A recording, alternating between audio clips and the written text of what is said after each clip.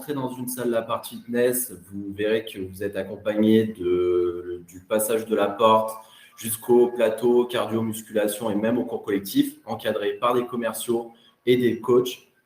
On a différents types de coachs. On a des personal trainers qui permettent d'atteindre les objectifs personnels de chaque adhérent. On a aussi des coachs qui sont salariés, certifiés Les Mills pour nos concepts, qui, eux, vont être là pour permettre aux adhérents de se dépasser durant les cours collectifs. La part fitness, c'est différents types d'abonnements.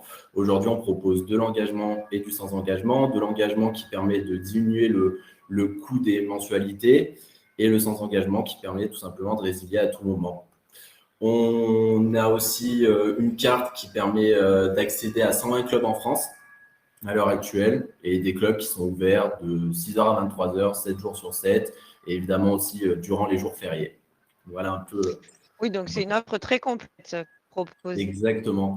On essaye de répondre à tous les freins, c'est-à-dire pour les personnes qui n'ont pas forcément les moyens de se payer un abonnement dans une salle de sport dite premium, en proposant des abonnements avec engagement permettant de diminuer les mensualités de 10 € par mois. On propose du 6h 23h pour des plages horaires qui sont quand même assez élevées. Et aussi le sans-engagement pour les personnes qui ont peur justement de s'engager sur 12 mois parce qu'elles savent qu'elles ne vont pas y aller durant une année complète. Oui. Est-ce que…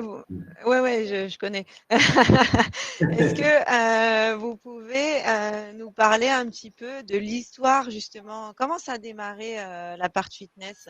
Alors, ça a démarré très tôt, en 1997, sous le nom Body Sculpt finalement. Patrick Mazereau, qui est le président fondateur du groupe, a créé son premier club à Villeurbanne, donc en banlieue lyonnaise. Et le premier club La Part Fitness est réellement né par an en 2007, place Bellecour, en étage d'un immeuble, d'où le nom finalement La Part Fitness. Aujourd'hui, on remarque que nos clubs font 800, 1000, 2000 mètres carrés, donc forcément, c'est plus des appartements à cette superficie-là. Mais on a gardé ce nom-là parce que finalement, dans nos clubs, on retrouve la chaleur humaine. On se dit toujours que c'est un lieu idéal pour y aller entre amis, pour y aller en famille, ne pas avoir le regard des autres et vraiment, c'est s'amuser, se faire plaisir, atteindre ses objectifs suivant le temps qu'on se donne. Voilà un peu au niveau du nom. En 2011, on a notre premier franchisé qui est arrivé dans le réseau, donc du côté de Chalon-sur-Saône. Aujourd'hui, il a 6 clubs, d'où le fait qu'on ait aussi quand même une enseigne ambitieuse, même si on prenait les valeurs humaines. On a une première levée de fonds en 2015 qui nous permet d'accélérer notre développement et surtout de pouvoir bien s'implanter à Lyon, où on a pu sortir 2 sites pilotes, donc un côté du parc de la Tête d'Or à Lyon et un second du côté de la préfecture. On a encore plus accéléré le développement du réseau avec une seconde levée de fonds qui nous a permis de racheter un groupe, Nextalis, qui comprenait les clubs Amazonia, White Club, Giga Gym. Donc, pour les deux premiers cités, Amazonia, White Club, on va dire que c'était assez facile de les convertir étant donné qu'on était sur cet état d'esprit familial, qu'on était aussi sur cet aspect vraiment santé, bien-être. Le Giga Gym, qui était beaucoup plus axé musculation, a été plus compliqué, on va dire, au niveau de la transformation. En 2019, on a commencé à s'attaquer au monde de l'audiovisuel avec une première campagne de publicité sur les chaînes du groupe M6. Bon, après, malheureusement, comme on le sait, il y a eu ce qui s'est passé, la crise Covid. Mais ça ne nous a pas ralenti dans notre développement avec, en 2021, par exemple, sur 6 mois d'ouverture seulement, 20 clubs qui ont ouvert. Énorme. Ce qui nous a aidé, c'est surtout un petit groupe dans l'ouest de la France qui nous a rejoints. Donc, comme on peut le voir sur la carte, c'est vrai que de base, on est quasiment exclusivement lyonnais. On a quelques clubs dans le sud-est. On a 6 clubs du côté de Paris et sa périphérie. Mais on peut voir maintenant qu'effectivement, on a bien maillé aussi l'ouest de la France et qu'on a une ambition évidemment nationale de s'implanter et qu'on a énormément de zones encore à pourvoir. En 2022, on a aussi ouvert une vingtaine de clubs et c'est un peu aujourd'hui les objectifs qu'on se fixe, nous en tout cas, au développement, d'ouvrir 20 clubs par an. À noter, et j'y reviendrai plus tard, que sur ces 20 clubs, on est sur 18 reprises et 2 créations, qui est aujourd'hui aussi notre stratégie de développement. Mais j'y reviendrai plus tard. D'accord. Justement, quel est votre positionnement sur le marché du sport? Alors, au niveau des salles de sport, notre positionnement, on se décrit comme le leader du mid-market, c'est-à-dire proposer des prestations premium haut de gamme avec de l'accompagnement, avec des conseils à un prix raisonnable. Aujourd'hui, notre panier moyen il est de 36 euros. On a des abonnements qui vont sur on va dire, les tarifs standards de 39 à 59 euros par mois. Donc voilà, on se décrit comme le leader sur cet axe-là. Oui, ça fait partie de vos valeurs, justement, être accessible plus ou moins à tous, et puis aussi des valeurs humaines, vous en avez déjà parlé. Est-ce que vous pouvez un petit peu développer encore toutes ces valeurs que vous prenez?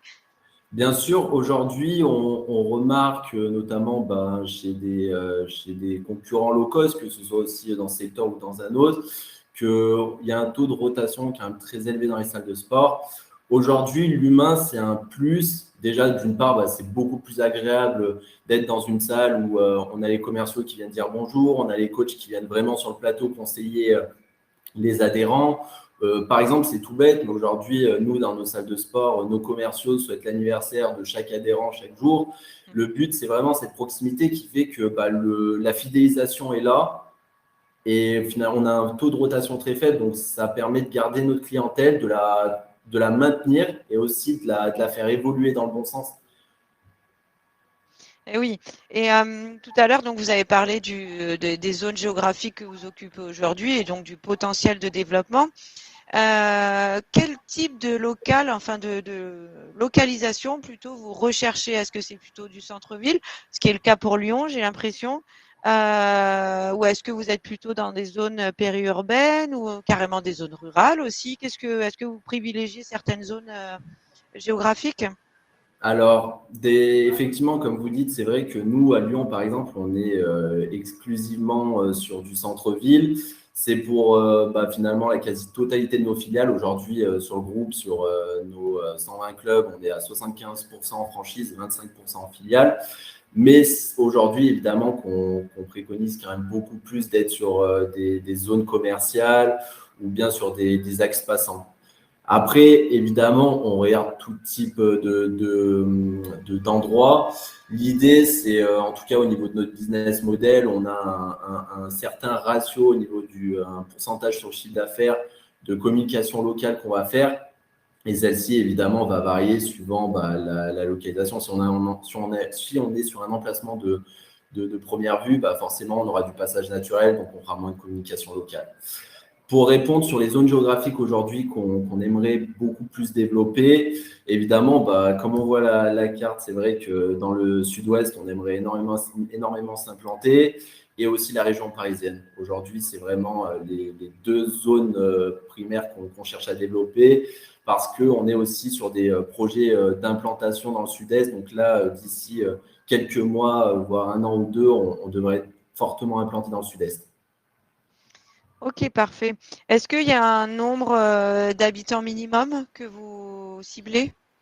Non, non, parce que finalement, ça va aussi jouer au nombre de concurrents. Aujourd'hui, si on se met dans un centre-ville si on se met dans le centre d'une ville, forcément, on va être sur une zone de chalandise peut-être de 70, 80 000 habitants avec 30 000 salariés et on va avoir 10 clubs en concurrence.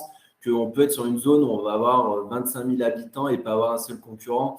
Donc, tout va être déterminé suivant la zone. C'est sûr, par contre, on ne se mettra pas en zone rurale, on n'ira pas chercher 60 000 habitants parce qu'on sait que en termes de mobilité, ceux qui seront aux extrémités des zones ne viendraient pas dans le club. L'idée, c'est vraiment de garder un certain un ratio au niveau du nombre d'habitants de salariés et aussi au nombre de concurrents. Ok. Quelle est la superficie moyenne d'une salle, l'appart?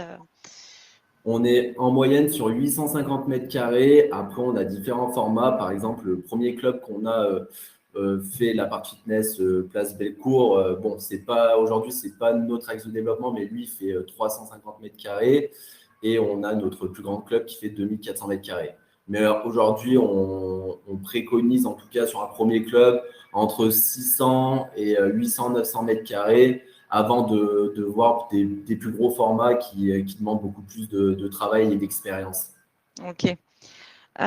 Justement, en parlant d'expérience, quels sont les types de profils que vous recherchez chez l'Appart Fitness? Alors, on a différents profils. C'est vrai que quand je regarde mon réseau, on a des anciens chefs d'entreprise qui ont été soit dans des franchises d'autres secteurs, soit indépendants. On a des anciens commerciaux. On a aussi même beaucoup de profils financiers. On a un ancien directeur financier, un ancien expert comptable.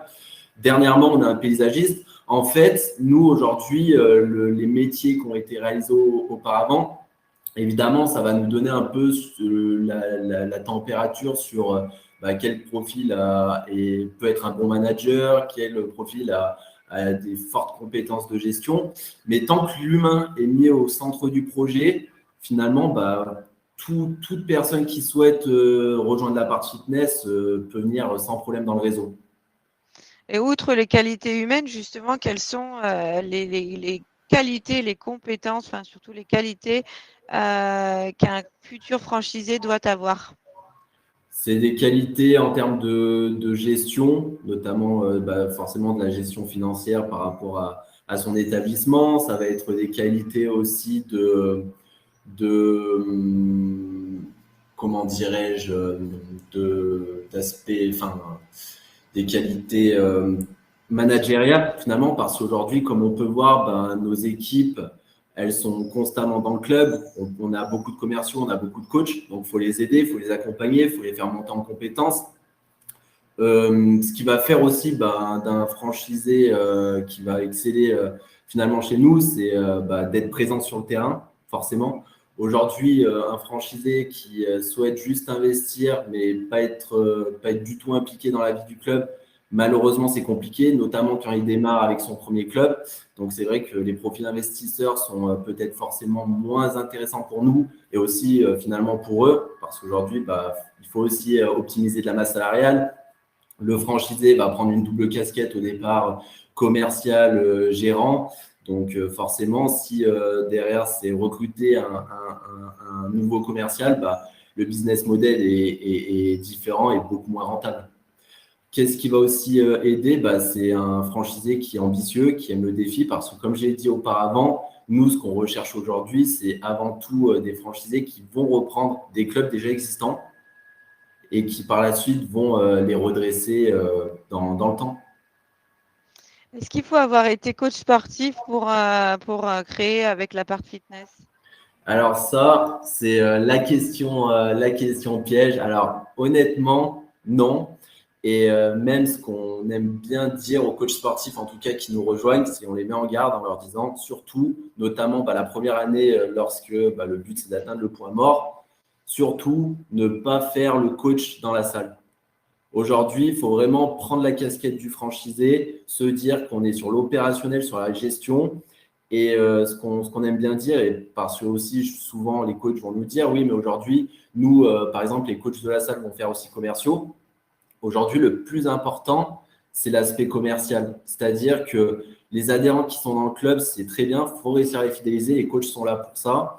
Mais il faut aussi des commerciaux qui puissent sortir du club, qui puissent aller chercher de nouveaux prospects. L'idéal, c'est vraiment d'augmenter finalement. Il faut toujours démarrer en se disant il faut travailler la quantité d'adhérents, puis derrière la qualité. Et au final, les coachs, ce qui va se passer souvent, c'est qu'ils vont vouloir faire eux-mêmes les cours collectifs. Ils vont vouloir faire eux-mêmes des coachings individuels. Ils ne vont pas accompagner leurs collaborateurs, notamment commerciaux. Et ils vont se contenter des adhérents qu'ils vont avoir. Derrière, forcément, les cours collectifs, par exemple, c'est sur des heures pleines, c'est-à-dire de midi à 14h et à partir de 16h jusqu'à 19-20h. Et c'est là où les prospects viennent s'inscrire.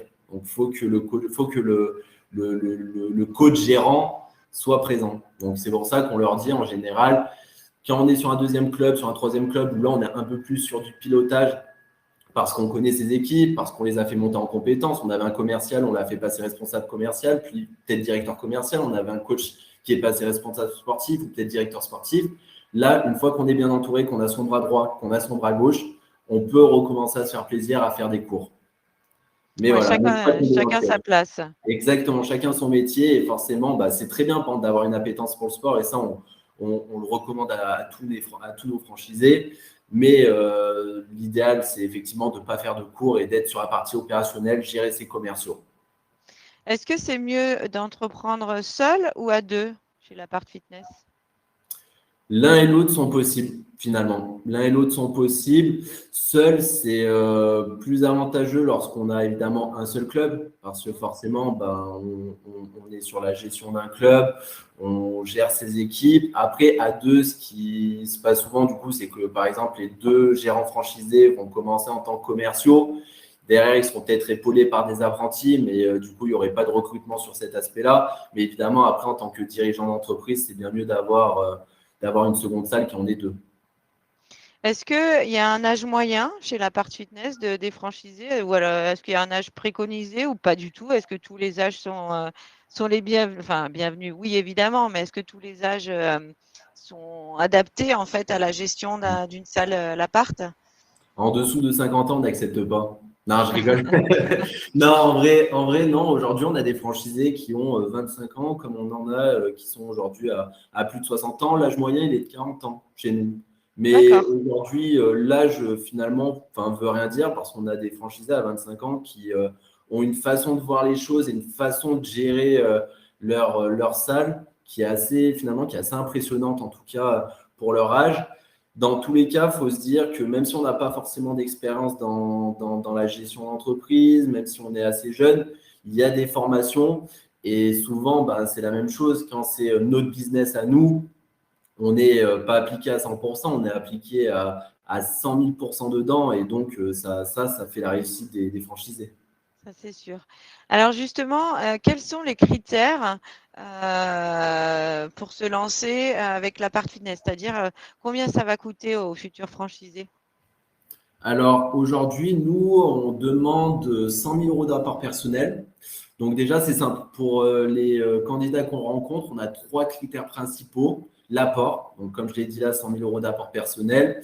La zone géographique, parce que c'est vrai qu'aujourd'hui, si on a un candidat qui nous dit qu'il veut s'implanter à Lyon ou à 15 km à la ronde, malheureusement, c'est vrai que sur le Rhône, on est à plus de 40 clubs. Et avec toutes les zones de chalandise, on n'a plus rien à pouvoir proposer sur ce département-là. Donc, la zone géographique joue énormément et aussi forcément le délai, parce que si on est sur des personnes qui prennent des informations et qui nous disent c'est un projet dans 4-5 ans, on aimerait s'implanter à Bordeaux, nous, on ne peut pas garantir que dans 4-5 ans, on n'ait pas 5, 6, 7 clubs à Bordeaux et qu'on ait maillé le territoire.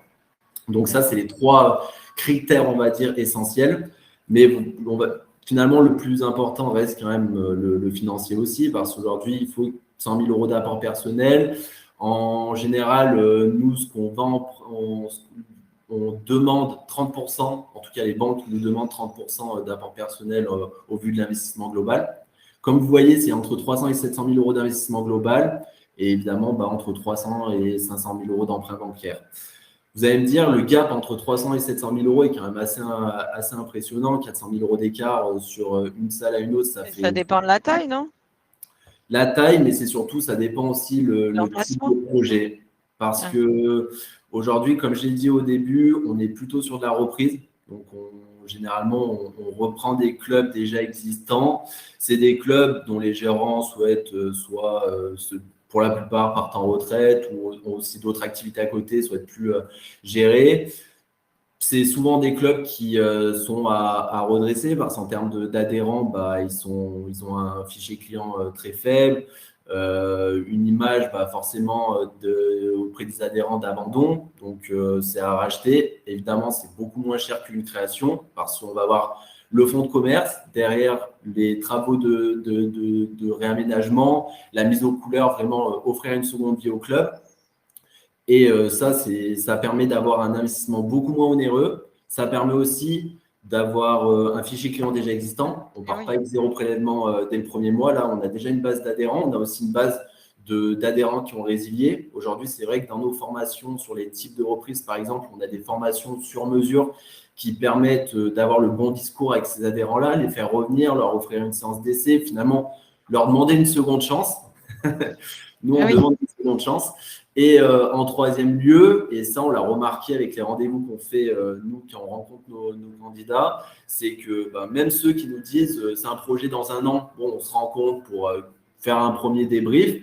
Ce qui se passe, c'est que généralement, avant le premier rendez-vous, quand on les voit à Lyon, on détermine une zone, entre guillemets, qui les intéresse. On va faire quelques petites recherches. Et c'est vrai que quand on met un candidat en lui devant des clubs à pouvoir reprendre ou des locaux à pouvoir reprendre, forcément, on se projette beaucoup plus rapidement dedans et on sent une certaine impatience. Donc, sur une reprise, on est plutôt entre 3 et 6 mois. Entre 3 et 6 mois, on est dans le club. On a déjà fait la reprise, on est parti dans l'aventure. Et sur une création, on est plutôt entre 12 et 18 mois. Donc, c'est un gain de temps. C'est un fichier client déjà existant et c'est un investissement beaucoup moins onéreux, donc beaucoup plus intéressant. Parfait. Et justement, plutôt comment vous accompagnez les futurs franchisés justement dans leur démarrage d'activité? Alors, on les accompagne finalement de A à Z. Alors, après la rencontre qu'on fait à Lyon, où en général, c'est une journée type où on va faire une visite de club et puis l'après-midi, on va plutôt parler du business model et voir quelques chiffres clés. Le candidat qui nous dit j'ai envie de me lancer avec vous l'appart fitness, go, doit s'acquitter d'un droit d'entrée de 15 000 euros. Donc, les 15 000 euros sont bien inclus dans l'apport personnel qu'on demande de 100 000 euros au départ. C'est vrai qu'on a souvent la question, donc c'est bien de le dire. Nous, avec ce droit d'entrée, on va lui réserver une zone. Donc, évidemment, avec nos conseils et avec aussi ses envies à lui, avoir une zone à fort potentiel. Donc, comme je l'ai dit tout à l'heure, ça va être une zone où on va regarder la concurrence et surtout, on va regarder le nombre d'habitants, le nombre de salariés qu'on va avoir dedans. Parce qu'aujourd'hui, c'est notre stratégie, en tout cas commerciale, d'aller forcément sur les personnes qui y habitent, mais aussi les personnes qui travaillent dans la zone. On les accompagne dans la recherche du local et du club. Donc, nous, au développement, j'ai Frédéric Poty, qui est mon directeur du développement et associé du groupe, associé fondateur du groupe. Et moi-même, on est sur la partie négociation. Et on a aussi 2 autres personnes qui sont au sein du développement, qui sont à la recherche de locaux ou de clubs à pouvoir reprendre. L'idée, c'est toujours d'avoir 2, 3, on va dire un plan A, un plan B, un plan C pour pouvoir négocier relativement tranquillement et sainement. Et derrière, forcément, en parallèle, on fait le montage du dossier banque où on propose des dossiers banques types, où on va aussi les conseiller et les aider pour monter. On a des accords cadres aussi au niveau banque, donc on prend des rendez-vous aussi avec eux, on les accompagne en banque. Frédéric, aujourd'hui, accompagne tous les franchisés en banque. Et puis, une fois qu'on a l'accord banque, on a signé le bail commercial, nous, au développement, on est en vacances. Non, on fait appel aux animateurs. Aujourd'hui, on a 2 animatrices réseau. Dès que l'accord est trouvé, c'est elles qui prennent le relais et chaque franchisé est affilié à une animatrice réseau qui va superviser les travaux, qui va les accompagner sur leur stratégie de préouverture et qui va les accompagner aussi sur les différentes opérations de prévente. Voilà un peu. Et entre la supervision des travaux, la préouverture et l'ouverture du club, on a la formation du nouveau franchisé qui s'articule sur 5 semaines. Une semaine de théorie, où on va avoir du management, de la gestion, du commercial avec vraiment s'imprégner de notre ADN d'appart et du sportif. Évidemment, un sportif, on ne va pas demander à un franchisé de devenir coach en 2 jours. C'est plutôt savoir bien créer un planning de cours collectif, savoir aussi… puis savoir comment ça fonctionne, quoi. Exactement. Faire mesurer le ROI, tout ça. On va avoir 2 semaines d'immersion en filiale où tout ce qu'on va avoir vu en théorie, on va le mettre en pratique sur le terrain dans nos filiales.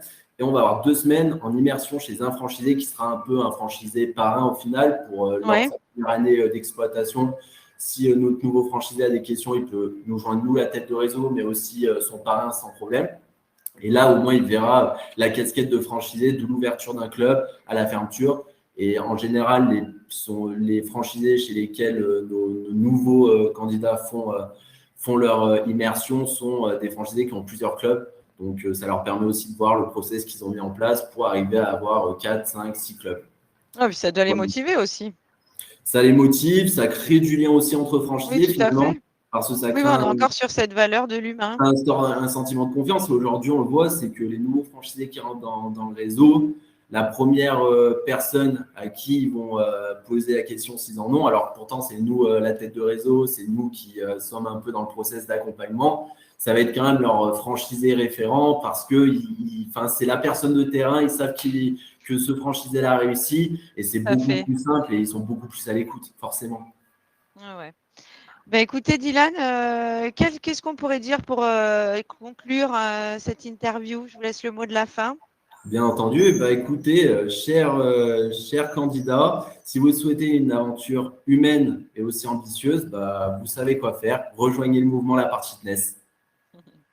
Bah, écoutez, merci beaucoup Dylan pour toutes ces informations qui, je suis sûre, ont été très utiles et très instructives pour les futurs franchisés. C'était l'objectif. N'hésitez pas à vous rendre sur le stand de La Part Fitness pour retrouver toutes ces informations et encore plein d'autres complémentaires, ou prenez directement contact avec Dylan et son équipe si vous avez envie de rejoindre l'aventure La Part Fitness. Merci beaucoup Dylan.